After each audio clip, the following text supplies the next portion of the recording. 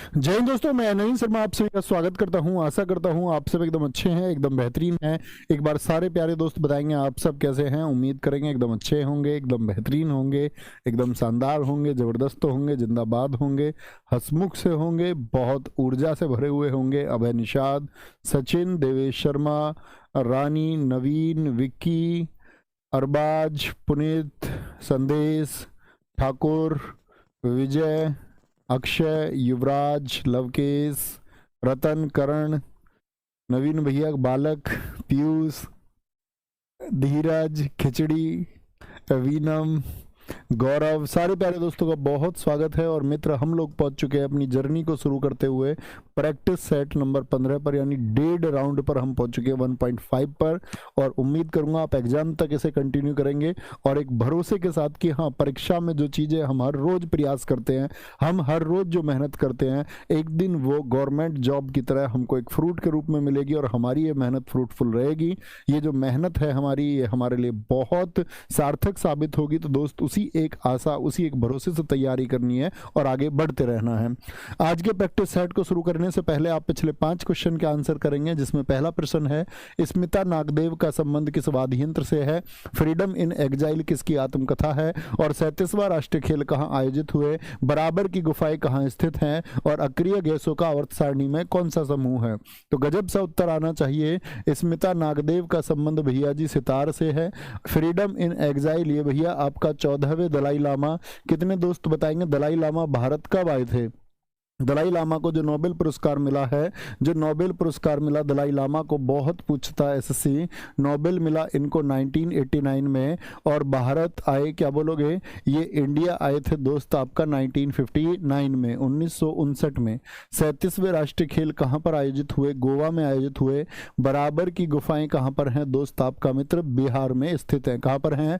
बिहार में स्थित हैं। और अक्रिय गैसों का आवर्त सारणी में कौन सा समूह है? 18वां समूह है, यानी कि अंतिम समूह है। एक बार स्कोर बताएंगे और थम्स अप कर देना जिनका 5 में से 5 स्कोर है। सिर्फ आप लोगों का थम्स अप दिखना चाहिए दोस्त, ठीक है? क्योंकि स्कोर बहुत सारे बच्चों का गायब होगा, ताकि मुझको भी एक कॉन्फिडेंस आए कि मैं हाँ उन छात्रों को पढ़ाता हूं जो अपने जीवन को बेहतर करने के लिए हर रोज मेहनत करते हैं। शानदार तरीके से थम्स अप करें दोस्त जिनका स्कोर 5 है। आज के प्रैक्टिस सेट को शुरू करते हैं। बहुत अच्छे से नोट्स बनाना प्यारे दोस्तों। शुरू करें। पुष्करालू त्योहार किस भारतीय राज्य की सांस्कृतिक धरोहर को बढ़ावा देने के लिए मनाया जाता है? पुष्करालू त्योहार, पुष्करालू कहाँ का त्योहार है? पुष्कर देख के राजस्थान मत लिख देना भाई। क्या बोलोगे? पुष्करालू भैया जी आंध्र प्रदेश का है। हम आपके छात्र हैं, गलती नहीं करेंगे। उगादी कहाँ का है? ये दक्षिण भारत का नववर्ष है, new year of South India. क्या बोलोगे? ये भैया जी new year of South India है, दक्षिण भारत का ये नववर्ष है। बहुत पूछता है एसएससी। अगर मैं आपसे बोलूं विशाखा उत्सव, क्या बोलोगे? विशाखा उत्सव कहां पर है आपका? कहां पर मनाया जाता है जी? आंध्र प्रदेश में। लुम्बिनी उत्सव कहां पर मनाया जाता है आपका? लुम्बिनी उत्सव कहां पर मनाया जाता है? आंध्र प्रदेश में। डेक्कन, दक्षिण को बोलते हैं डेक्कन उत्सव कहां पर? आंध्र प्रदेश में। आपका मैंगो फेस्टिवल कहां पर मनाया जाता है? मैंगो फेस्टिवल कहां पर मनाया जाता है? मैं कहता था आपसे, आंध्र मतलब अंधा, और अंधे आदमी को पेड़ की शाखा से मिल गया मैंगो, उसको घर लेके गया, बोला ये ले अम्मा आम खा ले। ये लम्मा फेस्टिवल, अम्मा का नाम है दुर्गा अम्मा। क्या बोलोगे? दुर्गा अम्मा फेस्टिवल कहाँ का है? ये भी आंध्र प्रदेश का है दोस्त। कभी भी गलती मेरा मित्र नहीं करनी है। अच्छा जी, तमिलनाडु की अगर मैं बात करूं, तमिलनाडु का उत्सव बताइए कि अगर तुम मिलने आओगी ना जब, तो क्या बोलते? थाई पुसुम फेस्टिवल। तो मैंने आपको बताया था, मैं अपने थाई पे कागज रख के क्या करूंगा? तुम्हारा चित्र बनाऊंगा। क्या बोलोगे? चित्रार्थी। ऐसे पेपर रखते हो ना तुम भी, पेपर भी कहाँ रखते हो? ऐसे कहीं टिकाने के लिए जगह चाहिए तो अपने पैर पे टिका लोगे, है ना, पेपर को। कर्नाटक की बात करें, कंबाला, क्या बोलोगे? कर रही है नाटक कंबल ओढ़ के, कंबल ओढ़ के। तो वो बोली हम लड़की, तुम्हें पता हम बहुत करती हैं, तो वो नाटक करती हैं। जब भी आपसे बात करनी नहीं होती तो रिप्लाई आ जाता मैसेज में हम, HMM, और हम में सारी बात हो जाती है। केरल की बात करें, केरल क्या बोलोगे? विशु, और आपका विशु न्यू ईयर है यहाँ का, क्या बोलेंगे आपका? केरल का विशु हो गया। और त्रिशूरपुरम, क्या बोलोगे? त्रिशूरपुरम याद रखेंगे, एक त्रिशूरपुरम हो जाएगा आपका, त्रिशूरपुरम, ठीक है, त्रिशूरपुरम ये याद रख लेना। क्या बोलोगे? उसने बोला मेरी विश है मैं करेले खाऊं, उसने बोला मैं तेरे सिर पर ना मतलब कुछ भी समझ लो, तेरे सिर पर ना मार दूं उसको नहीं बनाने करेले, तो ऐसे याद कर सकते हैं। मतलब कुछ भी समझ लो, तेरे सिर पर ना मार दूं उसको नहीं बनाने करेले, तो ऐसे याद कर सकते हैं कि करेले खाने की विश माने इच्छा है उसको, बोली तेरे सिर पर मारूंगी, करेले नहीं बनाने आते मेरे को, ठीक है, काम कराने के लिए मत बोलो और कुछ भी बोल दो। पुदुकोट्टई दक्षिणामूर्ति पिल्लई एक प्रसिद्ध वादक हैं, किस चीज के वादक हैं दोस्त एक बार बताएंगे, ये कौन सा वाद्य यंत्र बजाते हैं आपका? क्या बोलोगे? पुदुकोट्टई दक्षिणामूर्ति पिल्लई, पिल्लई नाम के किससे रिलेटेड है? आप कहेंगे भैया ये तो आपके नादस्वरम से आते थे, लेकिन नादस्वरम नहीं है, कंजीरा ऐसा ही एक वाद्य यंत्र है, और कंजीरा से दोस्त आपका वी सेल्वा गणेश, कभी भी ये रूट वर्ड आपको मिले ना सेल्वा गणेश, तो आप क्या बोलेंगे? आपका एक तो पुदुकोट्टई हो गए और सेल्वा गणेश, स्वामीनाथन सेल्वा गणेश, क्या बोलोगे? स्वामीनाथन सेल्वा गणेश का संबंध किससे है? तो क्या कहेंगे भैया? स्वामीनाथन सेल्वा गणेश का संबंध किससे? कंजीरा से है। और व्यास विट्ठल की बात बताएं, व्यास विट्ठल की बात बताएं आपका, तो ये भी कंजीरा से संबंधित हैं। एक बार वो लोग थम्स अप करें जो यूपी पुलिस की तैयारी भी कर रहे हैं। क्या बोलेंगे? एक पोल क्रिएट करो, एक पोल में लिखना एसएससी जीडी और एक लिखना यूपी पुलिस और एक बनाओ तीसरा बोथ। तीन आपके सामने ऑप्शन आएंगे। अगर आप सिर्फ एसएससी जीडी की तैयारी कर रहे हैं तो एसएससी जीडी क्लिक करना, अगर आप सिर्फ यूपी पुलिस की तैयारी कर रहे हैं तो सिर्फ यूपी पुलिस, अगर आप दोनों की तैयारी कर रहे हैं तो दोनों पे क्रिएट करना, यानी कि SSC GD and UP police, फिर दोनों वाले पर आपको पोल क्रिएट करना। अरे यस नो नहीं, तीन ऑप्शन दो बच्चों को, तीन ऑप्शन पूछो, नवीन बताएगा तुमको, सीख के आओ। क्या बोलेंगे? बांसुरी, क्या बोलेंगे? हमारे इन भाई को भी आता नहीं। रघुनाथ सेठ, क्या बोलेंगे? रघुनाथ सेठ, क्या बोलेंगे? रघुनाथ सेठ। गिटार से एक ही नाम आएगा, ब्रजभूषण काबरा मेरे भाई, ब्रजभूषण काबरा, जैसे तुम सीख रहे हो ना ऐसे हमारे भाई भी सीख रहे हैं, ब्रजभूषण काबरा। क्या बोलेंगे? ब्रजभूषण काबरा का संबंध किससे है? गिटार से है। निम्नलिखित में से कौन सा अंतरराष्ट्रीय संगठन है जो शतरंज का शासी निकाय है? यानी कि नवीन तीन पोल क्रिएट करने, ओनली यूपी पुलिस, एक आपका एसएससी जीडी, एक एसएससी जीडी और यूपी पुलिस, तीनों इस तरह से क्रिएट कर दो, तीन में से क्लिक करेंगे। बोलेंगे जी फीफा, आईओसी, फीडे या फिर आईसीसी। शतरंज के लिए है भैया जी फीडे। मुझे बताओ फीडे की स्थापना कब हुई थी? तो क्या बोलेंगे? फीडे भैया लुसाने स्विट्जरलैंड में तो इसका हेडक्वार्टर है। क्या बोलोगे?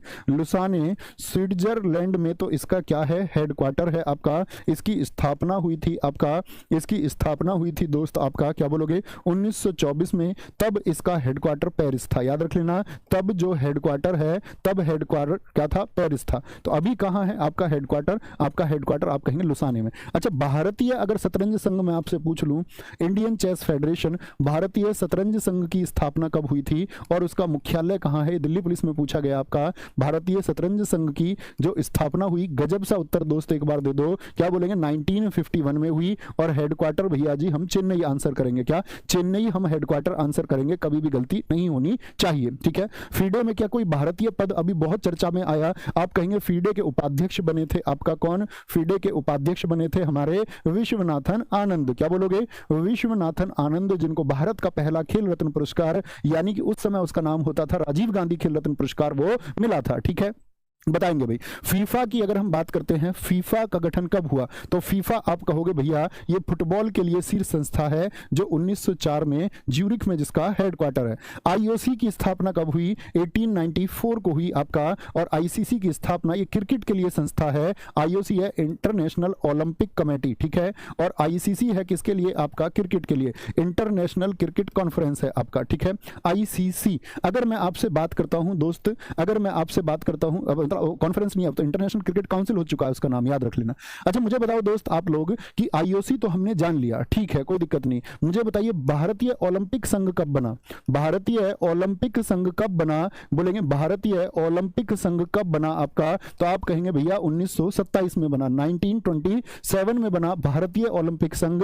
और इसके पहले अध्यक्ष कौन थे? क्या बोलोगे? टाटा साहब थे इसके पहले अध्यक्ष, रतन टाटा नहीं, क्या बोलोगे? दोराबजी टाटा। क्या बोलोगे? दोराबजी टाटा इसके पहले अध्यक्ष थे भारतीय ओलंपिक संघ के। ये प्रश्न भी इस बार दिल्ली पुलिस कांस्टेबल में पूछा गया था। एसएससी जीडी की तैयारी करने वाले दोस्त है 52%, यूपी पुलिस वाले इस क्लास में ओनली 7% जिनका सिर्फ यूपी पुलिस है। एसएससी जीडी और यूपी पुलिस दोनों ऐसे 41% है। तो मैं दोस्त आपके लिए एक अनाउंसमेंट कर रहा हूं कि आप लोगों की बहुत, मैंने आप लोगों से एक प्रॉमिस किया था कि मैं आप लोगों के लिए यूट्यूब पर जैसे ही आपका कभी सेशन आएगा, तो खाकी बैच में मैं आपको हिंदी पढ़ा चुका था, तो मैंने कहा था कि आपकी जिम्मेदारी मेरी रहेगी, जब कभी भी डेट आएगी तो 8 तारीख से दोस्त मैं आपको हिंदी पढ़ाऊंगा और चैप्टर वाइज एक एक चैप्टर चैप्टर एक दिन में खत्म, और आपको विश्वास दिलाऊंगा कि कोई भी ऐसा चैप्टर या ऐसा एक भी क्वेश्चन नहीं होगा एग्जाम हॉल के 37 प्रश्नों में से जो आप ना कर पाओ हिंदी का। तो इस बात के लिए एक बार खुशी मैं आप लोगों की देखना चाहूंगा, ठीक है। उस रेल बनने वाली है, रेल बनने वाली है, तो मेरी रेल बनने वाली है, मैं जानता हूं, लेकिन वो हम करेंगे साथी, हम मिलकर करेंगे। तो आप रहेंगे तो उत्साह रहेगा, ऊर्जा रहेगी और सब कुछ संभव हो पाएगा। निम्नलिखित में से किसे गुरुदेव रविंद्रनाथ टैगोर ने क्वीन ऑफ कथक की उपाधि दी थी? क्वीन ऑफ कथक की उपाधि दी थी, क्या बोलेंगे? क्वीन ऑफ कथक की उपाधि दी थी। तो क्वीन ऑफ कथक किसको कहा गया है बताएंगे जी? ये कहा गया है भैया सितारा देवी को। मैंने कहा था ना, तुम्हारे सितारे तभी बुलंद होंगे जब भाई मेहनत करते करते थकोगे नहीं। थक गए तो भैया फिर तो कहना ही क्या, फिर पीछे हो जाओगे। पद्मश्री इनको मिला 1975 में। पूछे किस आपका कथक कलाकार ने पद्म भूषण से इंकार कर दिया था कि मुझको नहीं चाहिए? किसका मूल नाम धनलक्ष्मी है? किसका मूल नाम है जो धनलक्ष्मी है? कथक की कौन सी कलाकार हैं जिनका नाम धनलक्ष्मी है? इनके पिता का नाम है पंडित सुखदेव महाराज। क्या बताएंगे? पंडित सुखदेव महाराज का संबंध किससे है? पंडित सुखदेव महाराज का संबंध किससे है? तो आप कहेंगे महाराज जी तो भैया कथा करते हैं, इनका संबंध भी कथक से है। रुक्मणी देवी अरुंडेल किस डांस के लिए जानी जाती हैं? भरतनाट्यम के लिए जानी जाती है। किसके लिए? भरतनाट्यम के लिए जानी जाती हैं भैया। और भरतनाट्यम के लिए राज्यसभा में नामित, राज्यसभा में नॉमिनेट होने वाली ये पहली नर्तकी हैं भारत की। क्या बोलोगे? पहली डांसर हैं जो राज्यसभा में नामित हुई थी 1956 वाले दौर में। शांताराम आपसे पूछ ले इनका संबंध किससे है? ओडिसी। क्या बोलोगे? ओडिसी। और संयुक्ता पाणिग्रही आपसे पूछ ले तो आप कहेंगे भैया ये किससे, नहीं सॉरी, शांताराम आपका भरतनाट्यम से ही है। शांताराम ये संयुक्ता पाणिग्रही ओडिसी है, क्योंकि मैंने कहा था संयुक्त रूप से उड़ोगे तो ठीक तरह से उड़ पाओगे। संयुक्ता आपका, और शांति किस देश में है? भरतनाट्यम में। ऐसे हम इसको याद करते थे, तो कभी कभी वो आपका स्लिप हो जाता है। शांताराम किससे है? वो भरतनाट्यम से ही है, ठीक है। और संयुक्ता पाणिग्रही किससे हैं दोस्त? वो ओडिसी से हैं। किससे हैं? ओडिसी से हैं, ठीक है। आगे चलते हैं। FIH एशिया पुरुष हॉकी कप क्या आपका 2023 में इसकी मेजबानी किसके द्वारा की गई थी? अभी एक आपका एशिया कप हुआ, पुरुष हॉकी एशिया कप हुआ आपका, इसकी मेजबानी किसके द्वारा की गई? दरअसल में ये एक जूनियर हॉकी कप था। क्या बोलोगे? ये जूनियर कप था आपका, जूनियर कप था आपका, या बोलो जूनियर एशिया कप भी इसको हम कहते हैं। क्या बोलते हैं इसको? जूनियर एशिया कप भी इसको हम कहते हैं। ये कहां पर आयोजित हुआ था? भारत की पाकिस्तान या फिर ओमान? ओमान। क्या बोलोगे? ओमान की राजधानी भी सारे दोस्त मुझको बताएंगे कि ओमान की कैपिटल क्या है। तो क्या कहेंगे भैया? ओमान में ये आपका अभी आपका हुआ था। जिसका विजेता कौन बना? विजेता जिसका बना है दोस्त आपका अपना प्यारा देश भारत। उपविजेता कौन था? आप लोगों को पता होना चाहिए। पेनल्टी शूट आउट में हमने किसको हराया था? भारत ने चौथी बार ये खिताब जीता था। पेनल्टी शूट आउट में हमने इनको हराया था, पेनल्टी शूट आउट में। अभी हाल ही की मैं आपको और हॉकी की चैंपियनशिप बताऊं तो अभी हुई थी आपकी, अगर पूछे सीनियर एशिया कप जो आपका हुआ हॉकी का, इसका दोस्त जो मेजबानी की, यानी ये कहां पर आयोजित हुआ था? 2023 की मैं बात कर रहा हूं। मेजबानी किसने की? विजेता कौन रहा ये आप बताइए, करंट अफेयर्स में आप पढ़ते होंगे। और उप विजेता कौन रहा था? तो क्या बोलेंगे आप? मेजबानी जो हुई भैया, आयोजन इसका हुआ चेन्नई में, विजेता इसका भी भारत रहा और उप विजेता इसमें रहा मलेशिया। क्या बोलोगे? मलेशिया। और भारत ने कौन सी बार जीता? चौथी बार इसको जीता है, भारत ने चौथी बार इसको जीता। अच्छा, अभी आपका जूनियर भी हुई दोस्त, आपका याद रख लेना इस बात को।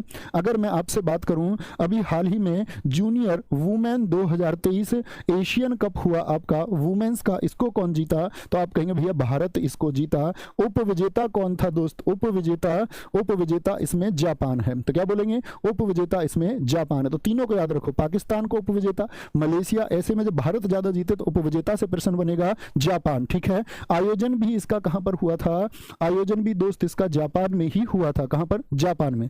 और भारतीय महिलाओं का ये पहला खिताब है, इसीलिए बहुत इंपॉर्टेंट है। आप अपनी कॉपी में लिख सकते हैं, भारतीय महिलाओं द्वारा जीता गया ये पहला खिताब है और पहली ट्रॉफी है, ये एशियन कप ट्रॉफी जो है। निम्नलिखित में से कौन सी हस्ती एक पुरस्कार विजेता मोहिनी अट्टम की नृत्यांगना है? किसकी? उनका संबंध है मोहिनी अट्टम से। क्या है वो? कौन है? नीना प्रसाद है, मीनाक्षी चितरंजन है। तो मीनाक्षी चितरंजन आपसे कभी भी पूछेगा, आप कहेंगे मीनाक्षी चितरंजन भैया भरतनाट्यम से संबंधित है। भरतनाट्यम कहाँ का डांस है? भरतनाट्यम जरा बताइए। वसुंधरा दोरो स्वामी, क्या बोलोगे? यहां पर भी भरतनाट्यम, ठीक है। और सुतापा तालुकदार, ये ओडिसी से है। तालुकदार सारे किससे हैं? ओडिसी से संबंधित है। नीना प्रसाद मोहिनी अट्टम से संबंधित हैं। और यहाँ पर भारत में है एक भरतंजलि आपका नाट्यशाला। क्या बोलोगे? नीना प्रसाद जी की अगर मैं बात करता हूं तो क्या बोलोगे? भरतांजलि नृत्यशाला की संस्थापक कौन है? भरतांजलि नृत्यशाला की संस्थापक कौन है? क्या बोलोगे? संस्थापक कौन है? ठीक है, ये आपको पता होना चाहिए। दूसरी बात, क्या बोलोगे? नृत्य चूड़ामणि अवार्ड जो है आपका, वो इन्हीं को मिल चुका है। एक बड़ा अवार्ड है डांस का, नृत्य चूड़ामणि अवार्ड इनको कब मिला था? आपका 2015 में मिला था। क्या? 2015 में मिला था। ठीक है, और ये केरल की हैं तो इनको केरल का सर्वोच्च पुरस्कार है डांस का, केरल कलामंडलम अवार्ड। क्या? केरल कलामंडलम अवार्ड भी इनको दोस्त मिला था आपका कब? 2017 में। तो आपको ये याद नहीं रखना कि उनको 2017 में। यहां मेरा मकसद है कलामंडलम अवार्ड का संबंध किस स्टेट से है। तो क्या आंसर आएगा सारे दोस्तों का? आप कहेंगे केरल आएगा। क्या आएगा आपका आंसर मित्र सबका? केरल आएगा। मार्मागुआ बंदरगाह किस राज्य में स्थित है? मार्मागुआ बंदरगाह बोलेंगे भाई फटाफट से। मार्मागुआ जो बंदरगाह है ये कहां पर है? क्या ये महाराष्ट्र में? महाराष्ट्र में तो दोस्त आपका मुंबई है और एक है आपका नाहवा सेवा। नाहवा सेवा को हम किस और नाम से जानते हैं बताएंगे? तो आप कहेंगे नाहवा सेवा को हम नेहरू के नाम से जानते हैं। गोवा में है मार्मागुआ, गोवा नाम में भी छिपा हुआ है। पश्चिम बंगाल में कोलकाता है, हल्दिया है, तमिलनाडु हम लोग जानते ही हैं। यहां पर देखिए दोस्त, सीन 2 पे भाई दिखाएंगे एक बार प्यारे दोस्तों को। सीन 2 पे एक बार देखिए और पहचानने का प्रयास कीजिए। सर्कल करना है आपको अपनी आंखों के द्वारा। भारत के दोस्त जितने भी आपको अगर पोर्ट देख पाते हैं तो एक बार सर्कल करना। मैं आपसे बोलूं भारत के कुल कितने बड़े बंदरगाह हैं? कुल बड़े बंदरगाह आप क्या कहेंगे? कुल बड़े बंदरगाहों की संख्या भैया आपका 13 है, जिनमें से भारत सरकार के 12 सरकारी और एक निजी है।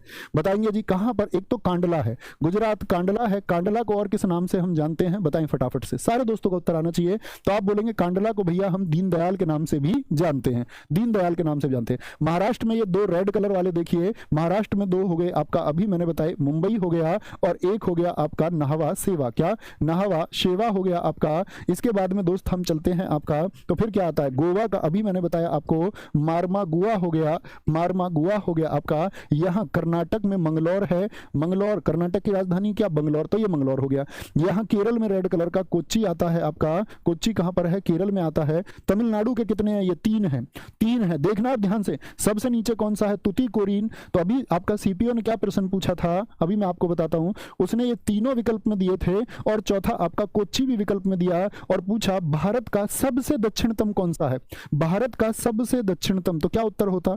भारत का सबसे दक्षिण नहीं पूछा उसने, दक्षिणतम यानी कि मोस्ट साउथ ईस्ट कौन सा होगा आपका? तो सबसे दक्षिणतम आपका तुतीकोरिन होगा, जो सबसे दक्षिण में। अगर तुतीकोरिन विकल्प में नहीं रहेगा तो फिर कोच्चि होगा, और अगर कोच्चि भी विकल्प में नहीं है फिर चेन्नई होगा, उससे ऊपर फिर आपका एन्नौर होगा, और एन्नौर भी नहीं है तो फिर मंगलौर होगा। ठीक है। आंध्र प्रदेश का दोस्त आपका यहां पर कौन सा? आंध्र प्रदेश का आप बोलेंगे विशाखापट्टनम है रेड में। विशाखापट्टनम कहां पर है? विशाखापट्टनम, और यही है जो सबसे गहरा है। सबसे गहरा कौन सा है आपका? विशाखापट्टनम। एक क्वेश्चन और पूछा जाता है दोस्त, यहां पर याद रख लेना, आपसे पूछ ले सबसे बड़ा कौन सा है? भारत का सबसे बड़ा पोर्ट कौन सा है? सबसे बड़ा बंदरगाह कौन सा है? तो आप कहेंगे सबसे बड़ा बंदरगाह मुंबई है। क्या है? मुंबई है। यहां पर देखेंगे ओडिशा का क्या है? यहां पर पारादीप है, तो ये पारादीप है आपका। और हल्दिया कोलकाता क्या होगा आपका? कोलकाता, ये नदी में है आपका एक स्थित एकमात्र बंदरगाह है भारत का जो नदी पर है। क्या बोलोगे?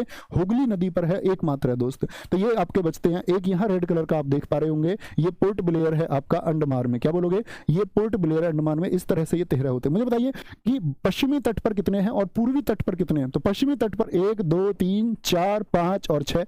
पश्चिमी तट पर भी 6 बंदरगाह हैं। पूर्वी तट पर मैं आपसे पूछूं 1 2 3 4 5 6, पूर्वी तट पर भी दोस्त 6 हैं और एक कहां है? वो निजी पोर्ट ब्लेयर अलग है, गलती नॉट अलाउड। ओके, एक कहां है? वो निजी पोर्ट ब्लेयर अलग है, गलती नॉट अलाउड। ओके, आगे आओ। भारत सरकार ने हरित क्रांति के दौरान पहली बार गेहूं के बीजों की एक नई किस्म को आजमाने के लिए निम्नलिखित में से किस राज्य का चयन किया था? मैंने आपको एक फुल फॉर्म बताई थी HYV। मुझे फुल फॉर्म बताइए HYV का क्या अर्थ बताया था? High yielding variety. याद है ये? थम्स अप करके बोलो। याइल्डिंग, हाई याइल्डिंग वैरायटी यानी कि उच्च उत्पादन देने वाली किस्में जो बीजों की थी, इनको कहां पर लॉन्च किया गया? तो आप कहेंगे भैया पंजाब में इनको लॉन्च किया गया, पंजाब में। ठीक है। जनक कौन है हरित क्रांति के? तो आपका आंसर आएगा जाएगा। और बहुत पतला हो गया ये तो। जनक कौन है? तो नॉर्मन बोरलाग हैं। क्या बोलोगे? नॉर्मन बोरलाग हैं। और हरित क्रांति नाम किसने दिया था? बोलो भैया। ये जो ग्रीन रिवॉल्यूशन नाम है ये किसके द्वारा दिया गया है? हरित क्रांति नाम दिया गया है आपका गॉड साहब के द्वारा, जिनका नाम है विलियम गॉड। William God. तो पहला राज्य पंजाब है। आपसे दूसरा राज्य यदि पूछ ले तो दूसरा राज्य आप कहेंगे तमिलनाडु। मुझे बताइए किन फसलों पर सबसे ज्यादा प्रभाव पड़ा था? सर्वाधिक उत्पादन कौन सी फसलों का हुआ? सर्वाधिक उत्पादन वाली फसल कौन सी बनी थी? सर्वाधिक उत्पादन वाली फसल कौन सी बनी थी? और फिर इसके बाद तुम मुझे बताओगे। मैंने आपको इसी क्लास में बताया, वही मैं पूछता हूं तुमसे जो मैं तुम्हें बता देता हूं। मैं विश्वास करता हूं कि मेरे छात्र इस बात को जानते होंगे। मुझे बताइए गेहूं और चावल तो ठीक है, हरित क्रांति किस वर्ष शुरू हुई थी? गजब तरीके से उत्तर बताएंगे। हरित क्रांति किस वर्ष शुरू हुई थी? सारे दोस्तों का ठीक उत्तर आना चाहिए। मंत्री परिषद में कितने प्रकार के मंत्री होते हैं? मैंने आर्टिकल 74 में आपको बताया मंत्री परिषद है। मंत्री परिषद के बारे में किसमें बताया गया है? आर्टिकल 74 में। ठीक है। 75 में मैंने आपको बताया था मंत्री परिषद किसके प्रति उत्तरदायी है? किसके प्रति उत्तरदायी है बताएंगे जरा। मंत्री परिषद जो होती है ये किसके प्रति उत्तरदायी होती है? क्या बोलोगे? किसके प्रति उत्तरदायी होती है? तो आप कहेंगे भैया लोकसभा के प्रति होती है। किसके मित्र? लोकसभा के प्रति होती है। गलती नहीं करनी है। तो कितने प्रकार के मंत्री होते हैं? 6, 3, 4 या 5? आप कहेंगे 3 प्रकार के मंत्री होते हैं भैया। एक तो होते हैं सबसे ऊपर कैबिनेट मंत्री। क्या? कैबिनेट मंत्री होते हैं जो सबसे ऊपर होते हैं। दूसरे मंत्री होते हैं राज्य मंत्री। और तीसरे प्रकार के मंत्री होते हैं उप मंत्री। क्या? तीसरे प्रकार के मंत्री होते हैं उप मंत्री। कभी भी गलती नहीं करनी है। मुझे बताइए मंत्री परिषद की कुल संख्या कितने से अधिक नहीं होगी? मंत्री परिषद की संख्या कितनी होती है? 60, 70, 80, 90? मंत्री परिषद की संख्या लोकसभा के अधिकतम का लोकसभा के 15%, ऐसे बोले तो ज्यादा ठीक है, 15% से अधिक नहीं होगी। लोकसभा के 15% से अधिक नहीं होगी। तो लोकसभा की सीटें कितनी दोस्त? आपका क्या बोलेंगे? 552। उसका 15% निकाल लो। गणित तुम जानते हो। तो लोकसभा के 15% से मुझे बताइए इस 15% में प्रधानमंत्री शामिल होंगे, हाँ या ना? तो क्या बोलोगे? इसमें पीएम शामिल होंगे या नहीं? तो आप लिखेंगे पीएम सहित होता है ये। तो ये किस संशोधन से हमने किया? किस कॉन्स्टिट्यूशनल अमेंडमेंट से ये बात हुई थी? तो 91वां कॉन्स्टिट्यूशनल अमेंडमेंट था, 91वां संविधान संशोधन था 2023 का, जिसमें यह बात कही गई कि इससे ज्यादा नहीं होंगे। 91वां। तो याद रख लेना पीएम सहित होती है। प्रत्येक स्वतंत्रता दिवस पर प्रधानमंत्री द्वारा राष्ट्रीय ध्वज कहां फहराया जाता है? तो स्वतंत्रता दिवस कब मनाया जाता है ये तो नहीं बतानी बुद्धू बच्चों। बोलेंगे भैया प्रधानमंत्री द्वारा राष्ट्रीय ध्वज कहां पर फहराया जाता है?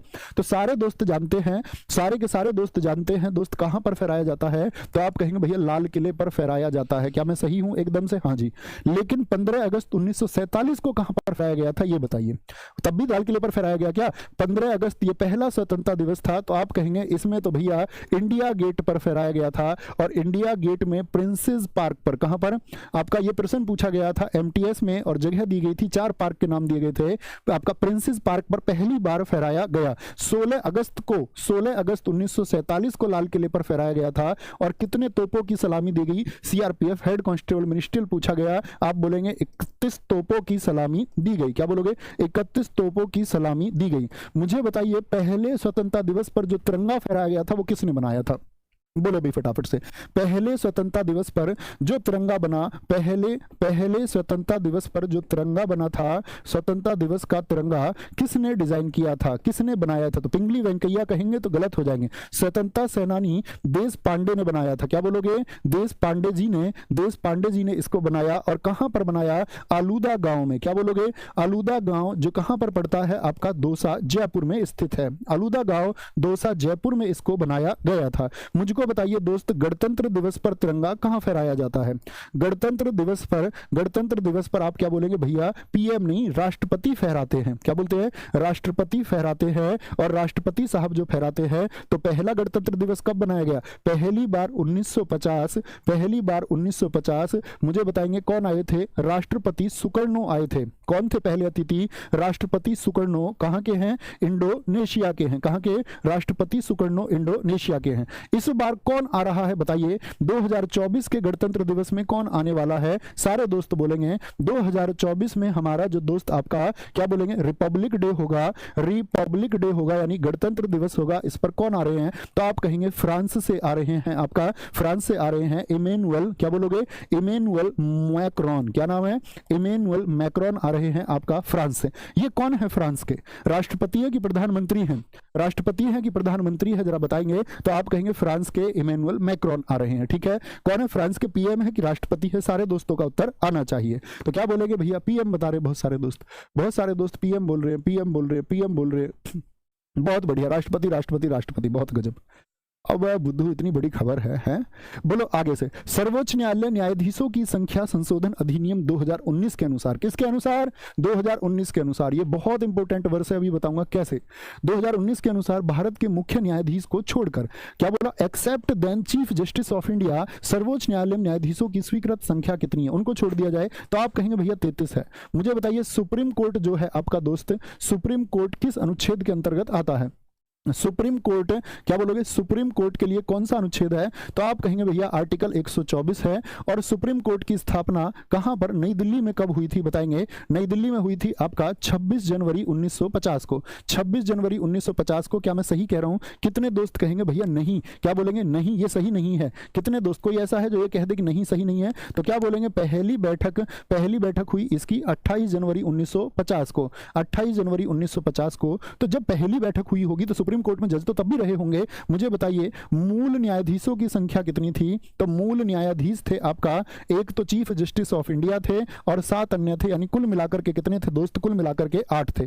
1956 में ये संख्या कुल मिलाकर के बढ़ाकर के 11 कर दी गई। 1960 में ये संख्या 14 कर दी गई। 1978 में ये संख्या आपका 18 कर दी गई। 1986 में ये संख्या 26 कर दी गई और 2008 में ये संख्या आपका 31 कर दी गई। लेकिन मैं आपसे पूछूं कि आपका 34 कब से की गई? तो आप उत्तर देंगे भैया जी 2019 से की गई। कब से?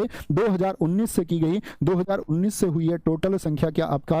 1 + 33। वर्तमान सीजेआई देश के कौन है? नाम बताइए। वर्तमान में चीफ जस्टिस ऑफ इंडिया कौन है? तो DY चंद्रचूड़ है। क्या बोलोगे? DY चंद्रचूड़ है। कौन से नंबर के हैं? आप कहेंगे 50वें हैं। मुझे बताइए कि पहले चीफ जस्टिस ऑफ इंडिया कौन थे? तो बड़ा बेसिक सा क्वेश्चन है, नर्सरी क्लास का। क्या बोलोगे? जस्टिस हीरालाल जेकानिया। जस्टिस हीरालाल जेकानिया वो पहले न्यायाधीश थे। थियोसॉफिकल सोसाइटी की स्थापना किस देश में हुई थी? थियोसॉफिकल सोसाइटी थी जो किसके लिए? धर्म सुधार के लिए काम करने वाली एक संस्था थी। तो कहां पर इसकी स्थापना हुई? मैं बोलूं अमेरिका में हुई। तो क्या मैं सही कह रहा हूं? जी भैया 1875 में न्यूयॉर्क में हुई थी। कौन कौन थे इसके संस्थापक जरा बताएं? तो क्या बोलोगे भैया? एक तो थी मैडम जी का नाम था मैडम जी ब्लाटावस्की। किस देश की थी ये आप बताएंगे। और साथ में एक थे अंकल जी जिनका नाम था हेनरी अलकाट। अंकल जी किस गांव के थे? गांव था इनका अमेरिका और मैडम जी का गांव था आपका रूस। मतलब देश यार समझ लेना, गड़बड़ नहीं करनी चाहिए।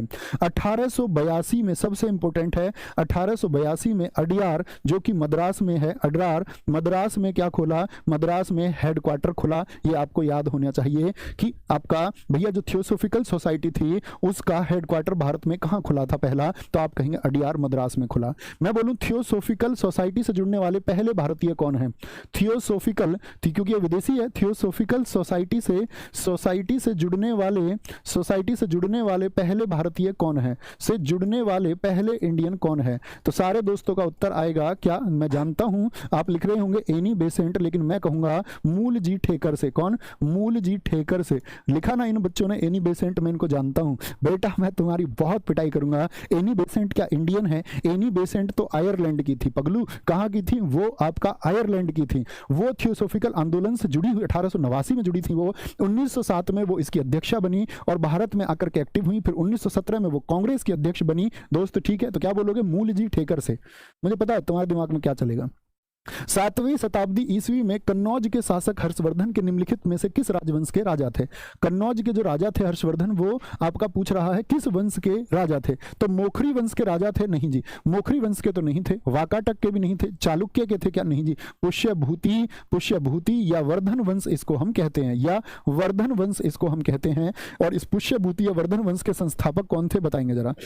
इसके संस्थापक कौन थे? सारे दोस्तों का उत्तर आएगा कि भैया पुष्यभूति ही थे। और पुष्यभूति वंश ये कहां पर शासन करता था? हरियाणा में। हरियाणा में था आपका, जिसको हम थानेश्वर का पुष्यभूति वंश भी कहते हैं। क्या कहते हैं? थानेश्वर का पुष्यभूति वंश भी दोस्त इसको हम कहते हैं। कहां के? थानेश्वर। थानेश्वर से ये कहां आए थे यूपी में, जरा बताना भैया। कन्नौज आ गए थे। कन्नौज में क्योंकि मोखरी वंश था।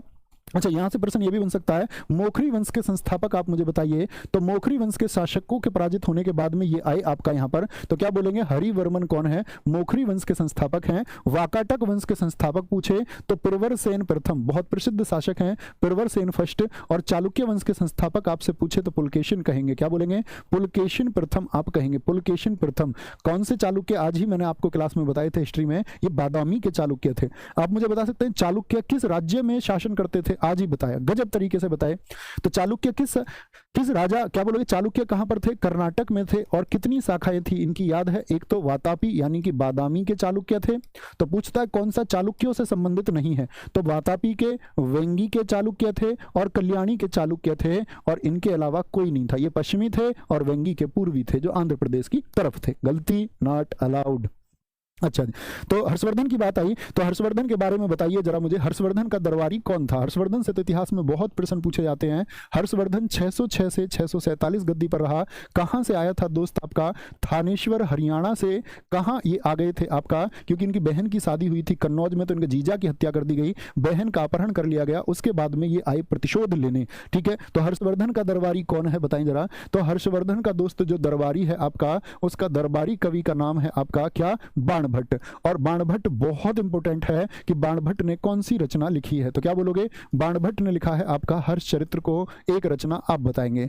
बाणभट्ट की रचना क्या बोलोगे? जो कवि बाणभट्ट है उसकी रचना कौन सी है आपका? तो आप कहेंगे भैया, क्या कहेंगे? सारे दोस्तों का उत्तर आना चाहिए मेरे हिसाब से, सब देंगे कादम्बरी। कादम्बरी, ठीक है। और हर्षवर्धन ने खुद भी नाटक लिखे हैं। हर्ष ने कौन कौन से नाटक लिखे हैं? तो क्या बोलोगे आपका? प्रियदर्शिका, प्रियदर्शिका, रत्नावली, नागानंद। क्या बोलोगे? प्रियदर्शिका, रत्नावली, रत्नावली और नागानंद। क्या बोलोगे? नागानंद। ये तीनों नाटक किसने लिखे हैं? स्वयं हर्षवर्धन ने लिखे हैं। अच्छा, चीन से कौन आया था इसके समय पर? चीन से आया हर्षवर्धन के टाइम पर आपका कौन दोस्त? क्या बोलोगे भैया? वेनसांग। क्या बोलोगे? वेनसांग, या जिसको हम तशांग भी कहते हैं। तशांग भी जिसको हम कहते हैं, 629 में आया। और दोस्त गया कब? 15 वर्षों के बाद में 644 आपका 644 एडी तक यही रहा आपका। तो कितने वर्षों तक रहा? 15 वर्षों तक रहा। और हिंसवांग की बुक का क्या नाम है? आप कहेंगे सी यू की। क्या कहोगे? सी यू की। इसकी किताब का नाम है सी यू की। गलती, नॉट अलाउड। आगे आएंगे। भारत की जनगणना 2011 के अनुसार निम्नलिखित में से कौन सा राज्य 0 से 6 वर्ष की आयु के सबसे अधिक जनसंख्या वाले शीर्ष 3 राज्यों में शामिल है? जो शीर्ष 3 में आता हो तो क्या कहेंगे भैया? इसको हम बोलते हैं बाल लिंगानुपात, child sex ratio. Child sex ratio में कौन शामिल है? मध्य प्रदेश, केरल, असम या फिर महाराष्ट्र? भैया महाराष्ट्र शामिल है। और भारत के 5 राज्य ऐसे हैं जिनमें 52% बच्चे हैं 0 से 6 वर्ष के। 0 से 6% 52% जो बच्चे हैं 0 से 6 वर्ष के, वो सिर्फ 5 राज्यों में हैं। और उन 5 राज्यों में सबसे पहला स्थान अगर पूछे, यूपी होगा 29 मिलियन के साथ में। 1 मिलियन में 10 लाख होते हैं, यानी 2 करोड़ 90 लाख बच्चे तो उत्तर प्रदेश में हैं। बिहार में दोस्त आपका 1 करोड़ 80 लाख बच्चे हैं, 18 मिलियन जिसको हम कहेंगे। आपका तीसरा होगा इसमें महाराष्ट्र आता है। महाराष्ट्र में दोस्त आपका 12 मिलियन है, लगभग में ये संख्या। फिर आता है एमपी में 10 मिलियन है। और राजस्थान में भी आपका लगभग कितने हैं? 10 मिलियन है। यानी यहां पर मैं बात करूं तो 10.5 मिलियन है, और यहां पर बात करूं तो 10.4 मिलियन है। तो चौथा कौन है आपका? एमपी ही है। क्या बोले? सॉरी, महाराष्ट्र था इसमें। तो महाराष्ट्र कौन सा? महाराष्ट्र तीसरा है। UP, Bihar, Maharashtra, MP, then Rajasthan होगा। देन राजस्थान है। तो ठीक है, 0 से 6 वर्ष तक। मुझे बताइए 2011 की जनगणना के अनुसार भारत का लिंगानुपात कितना है? बाल लिंगानुपात। तो क्या बोलेंगे? इसको हम बोलते हैं चाइल्ड सेक्स रेशियो। तो चाइल्ड सेक्स रेशियो कितना है दोस्त आपका बताएंगे? तो आप कहेंगे भैया चाइल्ड सेक्स रेशियो 2011 के अनुसार आपका 919 है। सर्वाधिक किस राज्य का है ये भी बताइए। तो सर्वाधिक आप कहेंगे वो अरुणाचल प्रदेश का है। अरुणाचल प्रदेश का है 972। और सबसे कम किसका है? क्या बोलोगे? सबसे कम सेक्स रेशियो किसका है? तो सबसे कम हरियाणा का है, जो कि 834 है। ये साधारण लिंगानुपात नहीं है दोस्त, ये क्या है? बाल लिंगानुपात। 0 से 6 वर्ष के बच्चों के लिए है। आगे आएंगे जी। 1969 में बैंकों के राष्ट्रीयकरण के दौरान निम्नलिखित में से किस बैंक का राष्ट्रीयकरण नहीं किया गया था? मुझे बताइए 1969 में जब राष्ट्रीयकरण हुआ था तो कितने बैंकों को नेशनलाइज किया गया था? क्या एसबीआई का हुआ था? नहीं भैया, एसबीआई का तो हुआ था आपका 1955 में, तो ये 1969 में नहीं है, इसका पहले ही हो गया 1955 में। क्योंकि दोस्त आप लोगों को पता है कि 3 बैंकों को मिलाकर के 1921 में एक बैंक बना था और उस बैंक का नाम था इंपीरियल बैंक। क्या इंपीरियल बैंक की स्थापना कब हुई थी? और इंपीरियल बैंक को ही नेशनलाइज करके एसबीआई किया गया 1955 में, 1955 में। अच्छा मुझे बताइए 1969 में जो नेशनलाइज किया गया, 1969 में कितने बैंक हुए थे? 14 बैंक हुए थे। इसके बाद में फिर 6 बैंकों को नेशनलाइज किया गया। ये किस वर्ष में किया गया था? तो आप कहेंगे 1980 में किया गया। 1980 में कभी गलती नहीं करनी है।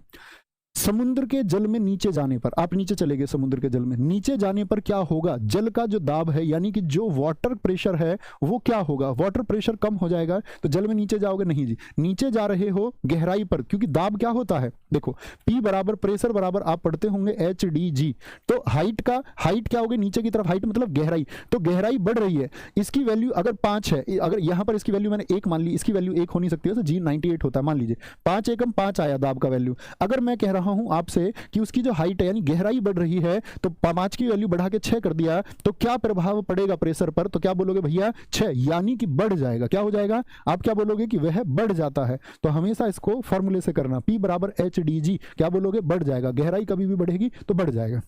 ओके दंत स्वास्थ्य से संबंधित, दांत जो तुम चमकाते हो ना इनको, ये दांत जो है आपके, इसके बारे में प्रश्न है, थोड़ा छोटा कर लो भैया। क्या बोलेंगे? क्या प्रश्न है? दंत स्वास्थ्य से संबंधित निम्नलिखित में से कौन सा कथन गलत है? शरीर का सबसे कठोर पदार्थ जो होता है वो दांत का इनेमल है, और इनेमल किसका बना होता है? कैल्शियम हाइड्रोक्सी पेटाइट का बना होता है। एकदम से सही बात है। मुंह में मौजूद जो बैक्टीरिया जीवाणु है, ये खाने के बाद मुंह के बचे हुए जो ग्लूकोज है उसको छोटे छोटे कणों में तोड़कर अम्ल उत्पन्न करते हैं। हाँ जी, क्या बोलेंगे? टाइलिन जो हमारे मुख में होता है वह इस काम को करता है। ठीक है। टूथपेस्ट जो आमतौर पर अम्लीय होता है दांतों की सड़न को रोकता है। गलत बात, टूथपेस्ट मुंह की अम्लीयता को घटाने के लिए है, क्योंकि दोस्त ये क्षारीय होता है। मुंह का पीएच मान 5.5 से कम हो जाएगा तो दांतों में सड़न शुरू हो जाती है, दांत गिरने शुरू हो जाएंगे, तुम बुढ़े हो जाओगे। तो 5.5 की क्या अम्ल है कि क्षार? तो भैया अम्लीयता घटेगी, तो अम्लीयता घटे ना इसके लिए तो क्षार देना है, और क्षार इसकी वैल्यू कितनी होती है? लगभग पीएच जो टूथपेस्ट का होता है वो 9 के करीब होता है। टूथपेस्ट का पीएच कितना होता है? बोलो 9 के लगभग में होता है। कितना? 9 के लगभग में होता है। तो टूथपेस्ट क्या होता है? अम्लीय नहीं होता, क्षारीय होता है। क्या होता है? क्षारीय होता है, इसीलिए उसको अप्लाई किया जाता है। हाल ही में कौन उत्तर प्रदेश एक्सप्रेसवे, ठीक है, हाल ही में कौन उत्तर प्रदेश का पहला सोलर एक्सप्रेसवे बनेगा? लखनऊ एक्सप्रेसवे बनेगा क्या भैया? या आपका बुंदेलखंड एक्सप्रेसवे बनेगा? जी हाँ, पहला एक्सप्रेसवे होगा ये यूपी का, जिसकी लंबाई होगी, और यूपी वालों तुम्हारे एग्जाम में पूछा जाएगा, 296 किलोमीटर। आगरा एक्सप्रेसवे की लंबाई ग्रेटर नोएडा से कहां तक है? ये ग्रेटर नोएडा से आगरा तक है। सू से आगरा पहुंच जाओ, ग्रेटर नोएडा से आगरा, और इसकी जो लेंथ है वह है आपकी कितनी? 165 किलोमीटर है। कितनी है जी? 165 किलोमीटर है। मेरठ एक्सप्रेसवे भारत का पहला, क्या बोलोगे? भारत का पहला, अपने मेरठ का भारत का पहला ये 14 लेन का एक्सप्रेसवे होगा। क्या बोलोगे? ये 14 लेन का एक्सप्रेसवे होगा। कितने का? 14 लाइन का एक्सप्रेसवे होगा। मुझे बताइए दोस्त, अभी हाल ही में सेफ सिटी परियोजना चली, एक सेफ सिटी परियोजना, ये कहां पर चली है? तो सेफ सिटी परियोजना ये यूपी में चली है। किसके लिए चली है? महिलाओं को सुरक्षा देने के लिए। क्या? सुरक्षा देने के लिए, महिलाओं को सुरक्षा मिले शहरों में, इस बात के लिए ये चली है। दूसरा, सीएम खेत सुरक्षा योजना, सीएम खेत सुरक्षा योजना ये कहां पर चली है? सीएम खेत सुरक्षा योजना ये कहां पर चली है दोस्त? यूपी में चली है। उत्तर प्रदेश में मैंने आपको एक बात बताई थी, पुराने छात्रों से जानना चाहूंगा, गो हत्या के खिलाफ एक ऑपरेशन शुरू हुआ है, उस ऑपरेशन का क्या नाम है? गो हत्या के खिलाफ उत्तर प्रदेश में कौन सा ऑपरेशन शुरू हुआ है? तो क्या बोलोगे? ऑपरेशन कन्विक्शन शुरू हुआ है जी। ऑपरेशन कन्विक्शन भैया जी शुरू हुआ है। ऑपरेशन कन्विक्शन, गलती नहीं करनी है। आगे आएंगे, क्या बोलोगे? हाल ही में किस देश ने नई दिल्ली में अपना दूतावास बंद करने की घोषणा किया? भारत में हर देश का दोस्त विदेश संबंधों को मजबूत बनाने के लिए एक दूतावास होता है, एक एम्बेसी होती है। तो अफगानिस्तान ने क्या कर दिया है? घोषणा कर दिया, भारत में अपने दूतावास को बंद कर रहे हैं।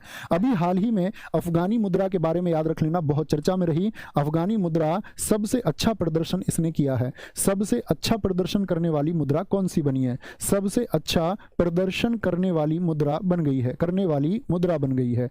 अच्छा, भारत के कौन से क्रिकेटर हैं जो अफगानी क्रिकेट टीम के मेंटर बने हैं? ये आपसे प्रश्न है मेरा। अफगानिस्तान क्रिकेट टीम के मेंटर कौन से भारतीय क्रिकेटर बने हैं? तो क्या बोलोगे भैया? अजय जडेजा, नॉट रविंद्र जडेजा, अजय जडेजा, जडेजा, अजय जडेजा, ठीक है। और आप लोगों ने वो पढ़ा ही होगा, अफगानिस्तान क्रिकेट टीम के जो कोच बन गए वो ग्राहम थोर्प बन गए। कौन बन गए? ग्राहम थोर्प वहां के क्या बने आपका। और दिल्ली पुलिस वालों तुम सुन लेना, जिसका दिल्ली पुलिस में सिलेक्शन हुआ, मेरिट के लिए दोस्त खुश होकर रुकना नहीं है, क्योंकि फाइनल मेरिट का कुछ पता नहीं होता, कितनी बढ़े कैसे बढ़े, तो लगातार प्रयास करते रहेंगे, खुश नहीं होना है, अपनी तैयारी को कंटिन्यू रखिए। ऐसा नहीं है कि आपको लगे कि भाई एक मेरिट से ज्यादा नंबर मेरे आ चुके हैं, अब तो मैं श्योर हूँ, ठीक है वो खुशी की बात है, लेकिन कल आपको सीपीओ देना है, कल आपको सीजीएल देना है, आपने जो कुछ सोचा होगा वो आपको एग्जाम देना है, तो उसके लिए जरूरी है, अगर आपने अपनी तैयारी बीच में ढील दे दी ना तो आलस का शिकार हो जाओगे। इसीलिए कहते हैं कि आपको अपने आप को कभी कंफर्ट जोन में ना आने दे, हर रोज मेहनत करो। एक दिन भी आराम करोगे तो लगेगा कि यार एक दिन और आराम कर लिया जाए, तो उससे बचना है। हाल ही में दुनिया के पहले 3D मुद्रित मंदिर का उद्घाटन कहां पर हुआ? 3D मंदिर कहां पर है? प्रिंटेड मंदिर है, मुद्रित मंदिर है तेलंगाना में। और तेलंगाना में अभी हाल ही में बहुत चर्चित रही गीता कार्मिकुला बीमा परियोजना। क्या बोलोगे? गीता कार्मिकुला बीमा परियोजना का संबंध किससे है? तो आप कहेंगे वह है जी हमारा तेलंगाना से। किससे? तेलंगाना से संबंध है। हरे कृष्णा हेरिटेज टावर कहां पर बना? हरे कृष्णा हेरिटेज टावर कहां पर बना है आपका? तो आप कहेंगे भैया ये भी तेलंगाना में बना है। और छतों को ठंडा रखने के लिए गर्मी में कूल रूफ परियोजना कहां पर चली थी? कूल रूफ परियोजना थोड़ी पुरानी हो चुकी है लेकिन इंपॉर्टेंट है। कहां की है जी? तेलंगाना की है। कूल रूफ परियोजना का संबंध किससे है? वो हम कहेंगे जी तेलंगाना से है। किससे है? तेलंगाना से उसका संबंध है दोस्त। अब आते हैं क्रिकेट विश्व कप 2023 संस्करण कौन सा था? 13वां था। मुझे बताइए पहली बार क्रिकेट का विश्व कप कब हुआ था? तो पहली बार हुआ था 1975 में, वेस्ट इंडीज इसको जीता था। और फिर हुआ था आपका 1979, कौन जीता? वेस्ट इंडीज इसको जीता था। भारत ने अपना पहला विश्व कप कब जीता? बोलो भारत माता की जय। इंडिया जीता था, भारत जीता था अपना, ठीक है। वैश्विक राजदूत, इसके लिए ग्लोबल एम्बेसडर किसको नियुक्त किया गया? शाहरुख खान को। आईसीसी का राजदूत कौन बने? इसमें सचिन तेंदुलकर आईसीसी के एम्बेसडर बने। ये ग्लोबल एम्बेसडर हैं। आयोजन इसका भारत में हुआ, पूर्णतः पहली बार हुआ। इससे पहले 1996 और 2001 के विश्व कप में सह आयोजक रह चुका है, यानी अन्य देशों के साथ में। विजेता ऑस्ट्रेलिया कौन सी बार बना? 6 बार। ऑस्ट्रेलिया ने पहली बार कब जीता? 87, और फिर ये लगातार जीते 99, 3, 7 और 15 और 23 का, ठीक है। उपविजेता भारत रहा। भारत 2 बार विश्व कप जीत चुका है। उपविजेता भारत 2 बार रह चुका है, 2003 में और 2007 में। क्या बोलोगे? 2003 में, इससे पहले, ठीक है। और फाइनल मैच में मैन ऑफ द मैच कौन रहा? ट्रेविस हेड रहा आपका। Player of the tournament Virat Kohli रहे। कौन रहे? विराट कोहली रहे। नोट, विराट कोहली ने अपना 50वां ओडीआई शतक विश्व कप में न्यूजीलैंड के खिलाफ बनाया, क्योंकि एक रिकॉर्ड रहा। तो किस टीम के खिलाफ? क्या बोलेंगे आप? न्यूजीलैंड के खिलाफ अपना 50वां शतक बनाया और सचिन तेंदुलकर जी के 49 शतकों का रिकॉर्ड तोड़ दिया, ठीक है। विश्व कप में सर्वाधिक रन विराट कोहली 765, सर्वाधिक विकेट मोहम्मद शमी, एक दिन मैंने क्वेश्चन आपसे पूछा था, 24 विकेट। क्या बोलोगे? 24 विकेट। सर्वाधिक छक्के रोहित शर्मा 31। विश्व कप में सर्वाधिक शतक क्विंटन डिकॉक के रहे 4, जो साउथ अफ्रीका से हैं। और विश्व कप में एकमात्र दोहरा शतक ग्लेन मैक्सवेल ने बनाया, 221 के खिलाफ? अफगानिस्तान के खिलाफ, ठीक है। ये हमारी आज की क्लास थी दोस्त, और हर रोज उसी एक उत्साह के साथ कि पिछला रिवीजन करते रहिए और कोशिश करिए कि पीछे जो छात्र चल रहे हैं वो मेरे साथ पहुंचे, इस लाइव क्लास तक पहुंचे, क्योंकि इससे क्या होगा कि आप अपने टारगेट्स को मिस नहीं करेंगे। भारत में भीमराव अंबेडकर जी की सबसे ऊंची प्रतिमा का अनावरण कहां पर हुआ है? ये आज के होमवर्क का क्वेश्चन है, और सारे दोस्तों की तरफ से ये उत्तर मुझको मिलना चाहिए। क्या बोलेंगे? सारे दोस्तों की तरफ से उत्तर मुझको मिलना चाहिए। और एक बार आवाज वाह वाह की हो जाए तो दोस्त मजा आ जाए। एक बार वाह वाह की आवाज हो तो मजा आएगा। सुनिए, जिस दिन वो शख्स तीर चलाने पर आएगा, जिस दिन वो शख्स तीर चलाने पर आएगा, हर कोई उसके निशाने पर आएगा। आवाज दे रहे हैं उसे 10,000 लोग, लेकिन मेरे दोस्त वो सिर्फ मेरे बुलाने पर आएगा। तो अपना ख्याल रखिए बहुत सारा। बाय बाय, टेक केयर, जय हिंद, जय भारत।